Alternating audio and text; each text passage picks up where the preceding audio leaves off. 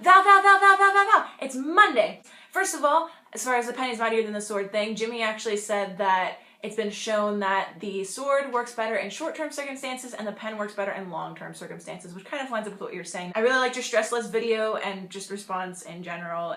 What I really wanted to talk about in this video, though, was autism, because you had asked me what autism is and how one should go about interacting with someone who has autism, because I have a little sister who has autism. So it seemed like you were more concerned about interacting than what exactly autism is, because that's easy enough to Google.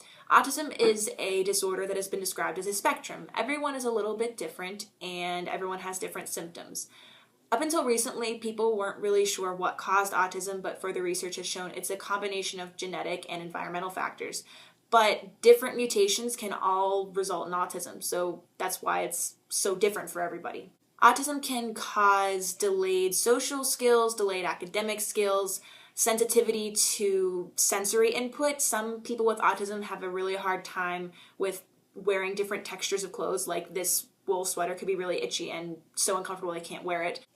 Additionally, they have trouble picking up on social cues. Some people with autism are nonverbal, meaning they don't speak, or they have trouble speaking, or they're just behind. So I thought I would tell you about my experience with autism. She was diagnosed when she was about 3 years old, when my parents noticed she wasn't making eye contact, smiling, or walking like my sister had at that age. Growing up, Kelly had several aides who worked with her in our house, at church, and at school to help her integrate into the classroom and those other environments. Kelly is 12 years old now, and she's in the 6th grade. She does well in school, although she has some trouble with reading comprehension and things like that, because kids with autism have trouble answering and asking why questions.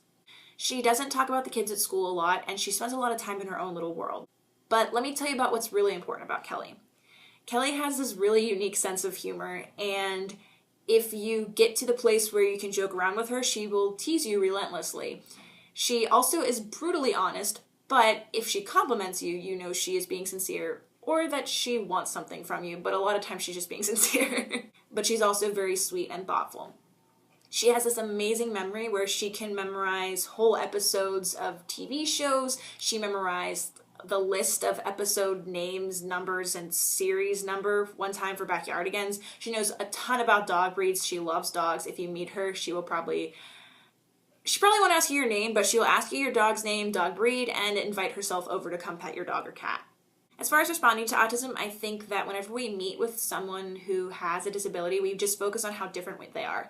And while it's important to understand their differences so we can communicate with them, it's also important to realize that we're very similar. I think whenever we meet someone with a disability, we, in our minds, tend to think that they don't have emotions and they don't have thoughts, and they do, very much so, and they're often paying a lot more attention than we give them credit for. As Kelly's sister, I would like to say, treat someone with autism no different than you treat anyone else, but if you do that, you're going to miss out on really understanding the person with autism because they have a unique way of communicating. I think it's better to say treat Kelly and anyone else with autism or any disability the way you would want to be treated if you were in their shoes. Pay attention to their preferences. Pay attention to how they communicate. What I've learned from my whole experience with autism is that it's not something that you can pray or wish away. It's something that's a part of that person. And I mean, of course, we want Kelly to experience life at its fullest and at her fullest capacity, but her autism is just as much a part of her as her smile and her love of animals. I don't have a specific answer for you for how to respond to the person that you were talking about interacting with autism, but as I said before, if they're not understanding you, just be polite and be straightforward. I hope this helps. Val, I will see you on Friday.